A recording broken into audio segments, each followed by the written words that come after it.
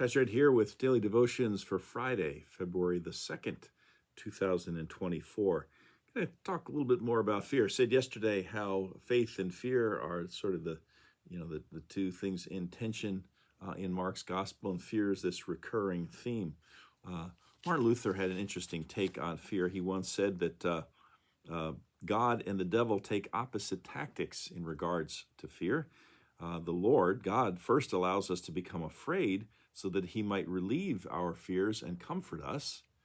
The devil, on the other hand, said Luther, first makes us feel secure in our pride and sins so that we might later be overwhelmed with fear and despair.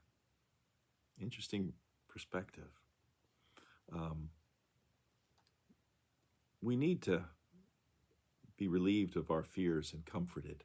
There's a famous story about the Golden Gate Bridge. At the time that it was completed in 1937, it was the longest suspension bridge in the entire world. However, in the first phase of the project, 23 men fell to their death. There were very few safety devices, apparently, and things seemed to be going very quickly from bad to worse. And so when it was halfway completed, they decided to take another look and to make some changes. So here's what they did. They reorganized, they built the largest net ever made, and they attached it under the area where the men were working. Was it worth the cost and the time that it took to do that? Well, just ask the 10 men who fell into the net.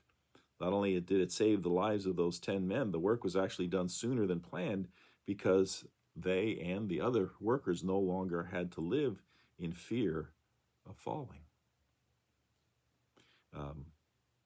Mark Twain had an interesting perspective. He once said, "The fear of death follows from the fear of life. A man who lives fully is prepared to die at any time." Interesting perspective. There's a cute story about the $10 cure for fear.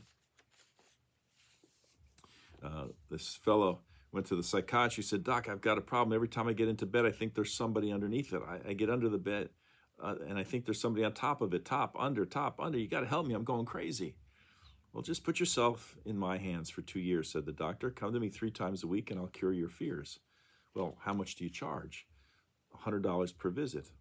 "Well, I'll think about it," said the fellow. Well, 6 months later, the doctor met the man on the street. He said, "Why didn't you ever come to see me again?" asked the psychiatrist. "Well, for $100 a visit, my friend cured me for $10. "Is that so? How?" asked the psychiatrist. "He told me to cut off the legs of the bed."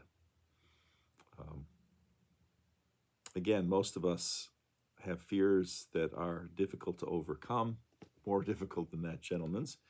Fear of failure, fear of dying, fear of letting others down, fear of living alone, just to name a few. But as you read through the Bible, as I pointed out yesterday, you see that fear is not unique to us now in the 21st century. And again, that phrase that appears over and over and over again throughout the Bible is, "Do not be afraid." Way of thinking about it is the story about the early the Native Americans. They had a unique practice, apparently, of training young braves. You see, on the night of a boy's 13th birthday, after learning how to hunt and scout and fish, he was put to one final test. He was placed in a dense forest to spend the entire night alone. Until then, he had never been away from the security of his family and tribe. But on this night, he was blindfolded and taken several miles away into unknown, unfamiliar territory. And when he took off the blindfold, again, he was in the middle of this thick woods where he'd never been before, and he was terrified. Every time a twig snapped, he visualized a wild animal ready to pounce. After what seemed like an eternity, dawn broke and the first rays of sunlight entered the interior of the forest, and looking around, the boy saw things he couldn't see during the dark: flowers, trees, and the outline of a path. Then, to his utter astonishment, he saw the figure of a man standing just a few feet away, armed with bow and arrow. It was his father. He had been there all night long.